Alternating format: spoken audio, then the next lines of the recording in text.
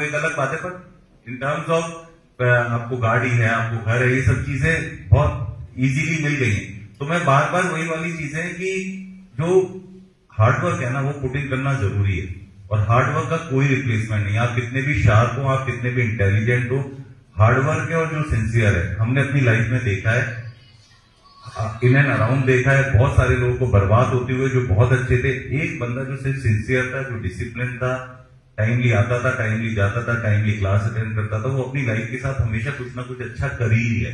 उसको लाइफ में इतना बड़ा इश्यूज नहीं हुए, और अपलोड चलते रहते हैं। स्ट्रेस तो आपके ऊपर है कि आप ये आज के टाइम पे इतना ज्यादा हो गया कि आप, अब हम लोग बात करते हैं स्ट्रेस, पहले कोई 10 साल पहले तो पूछता भी नहीं था स्ट्रेस क्या होता है।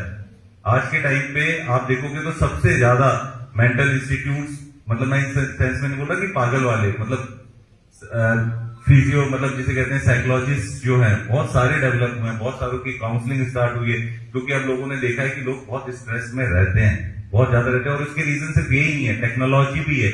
लोग निकलना बंद कर दिए, खेलना बंद कर दिए हैं, अपने कंप्यूटर पे लगे हुए, अपने फोन पे लगे हुए। आप देखेंगे आज के टाइम पे बच्चों में सबसे ज्यादा डेवलपमेंट डिलेज है।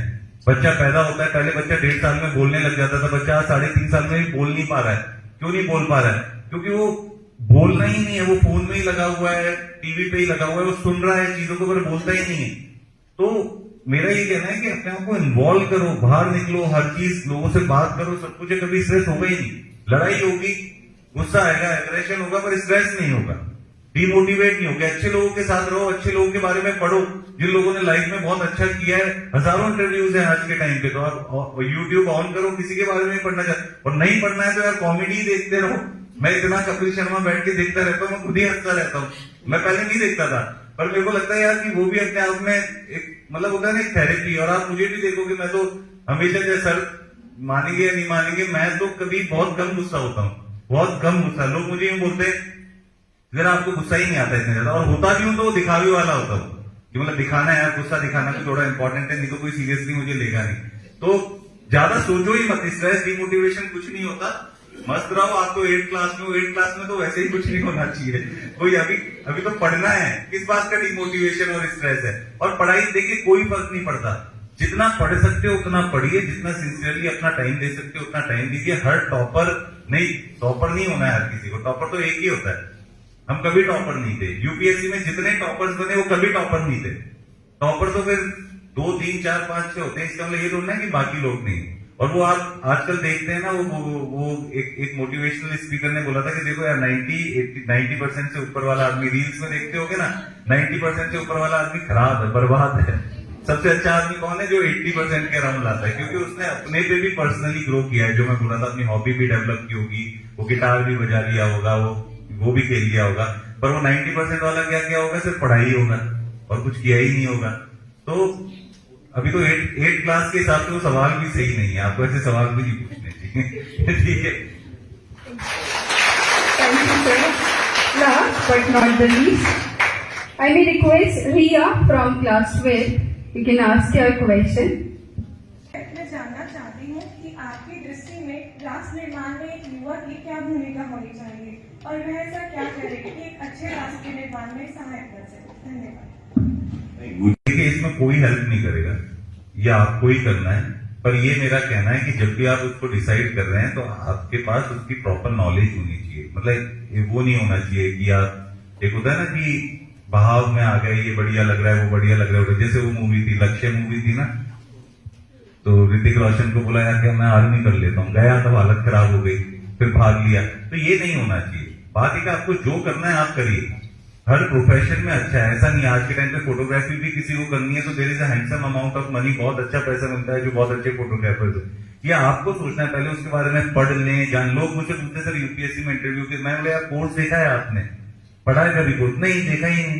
पिछले साल के पेपर देखे ही नहीं, पर इंटरव्यू के बारे में पूछना चाहते हैं। बोले यार इंटरव्यू तो तब पहुंचोगे जब पहले उसको क्लियर करोगे, प्रीलिम्स और मेंस को।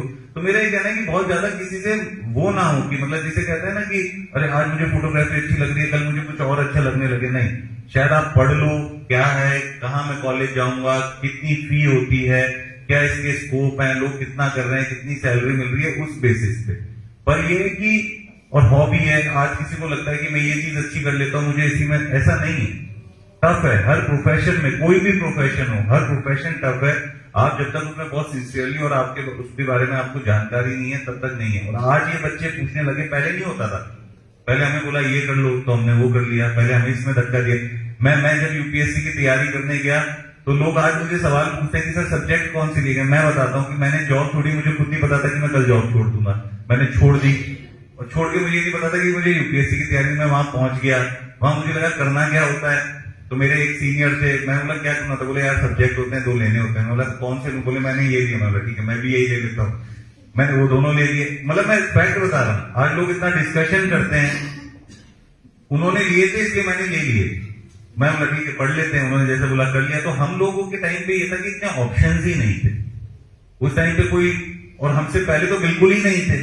5-10 कंपनियां होती रहती थी इंजीनियरिंग की, टाटा और इस टाइप के लोग चले जाते थे आईटी से। अब लोग क्वेश्चन करते हैं, अब आप यकीन नहीं मानेंगे, मेरे साथ के आईआईटी से पढ़े हुए लोग सोचते हैं ना आईआईटी से पढ़ा हुआ है क्या क्या कर रहा होगा। मुझे नहीं पता आप लोगों ने कितना यूट्यूब पे नहीं देखा होगा, या आप जाके देखना, एक फ्लाइंग बीस्ट करके एक है, वो मेरा बैचमेट है आईआईटी का, गौरव तनेजा, ठीक है। वो सिर्फ ब्लॉग्स बनाता है, रील्स बनाता है। इससे पहले वो प्लेन उड़ाता था, आईआईटी छोड़ के वो कमर्शियल पायलट बना, मतलब आईआईटी के बाद। एक मेरे साथ का व्यक्ति है, वो उसके बाद इंडियन स्कूल ऑफ बिजनेस में गया। वो आज के टाइम पे क्या करता है, वो अपना बैंड बनाता है और रॉक कंसर्ट कर रहा है। तो हम उससे पूछते यार तूने आईआईटी क्यों होती है, तू मैनेजमेंट क्यों किया था जब तुझे बैंड। पर मैं बता रहा हूँ कि हर किसी को जो अच्छा लगा उसने प्रोफेशन किया और उसमें पैसे कमा रहा। आज गौरव तनेजा है, वो ब्लॉग बना के, वो ऐसी कोई गाड़ी नहीं है जो उसने नहीं खरीदी और करोड़ों की उसकी आमदनी है। शायद तो उसको अच्छा लगा उसने किया, पर बात है कि उन्होंने फिर उसको अपना प्रोफेशन भी बनाया। तो कुछ भी आप करो, कुछ भी अच्छा करो, कुछ भी स्टार्टअप करना है, कुछ मुझे कहीं नौकरी करनी है, इनके साथ जुड़ना है, इनके साथ काम करना है, खुद का करना है। पर बात ये कि होना फिर ऐसा चाहिए कि फिर उसमें आप मन से लगे और फिर आपको एक सक्सेस, मतलब उसके बारे में जानकारी रहे। और ज्यादा किसी से बहुत डिस्कस करने की जरूरत नहीं है, थोड़ा बहुत डिस्कस कर लिया, पढ़ लिया। नहीं तो हर आदमी से पूछोगे ना तो हर आदमी के पास ज्ञान बहुत है, जैसे मैं दे रहा हूं अभी, है ना।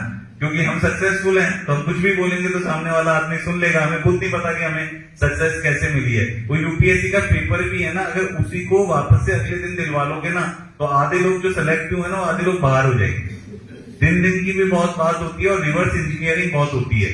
मैं जब सेलेक्ट हो गया ना तो मैं बहुत बताऊंगा लोगों को कि मैं कैसे सेलेक्ट हुआ, पर इंटरनली मुझे पता है कि मुझे खुद नहीं पता मैं कैसे सेलेक्ट हुआ। तो इसलिए लोगों के एक्सपीरियंस से सीखो, खुद पढ़ो, खुद चीजों समझो। आज बहुत अवेलेबल है और फिर बहुत अच्छे से 2 चीजें लाइफ में बहुत अच्छे से चुननी चाहिए। बाकी आप कुछ भी करो, एक तो अपना करियर और दूसरा अपनी लाइफ पार्टनर जिससे शादी करनी है। बस यही 2 चीजें आप अच्छे से अगर अपनी लाइफ में करोगे तो आपकी लाइफ अच्छी हो जाएगी। बाकी आप 2 साल मस्ती करो, इधर घूमो उधर घूमो, कुछ भी करो, कुछ गलत ट्रैक पे भी चले गए, आपकी कोर अच्छा है और अपब्रिंगिंग अच्छी है तो घूम फिर के आप सही ट्रैक पे आ जाओगे। तो इन सब चीजों पे ध्यान दीजिए और मुझे लगता है कि आगे लाइफ अपनी आपकी वैसे ही। Thank you so much, sir, for your answers in a motivating way.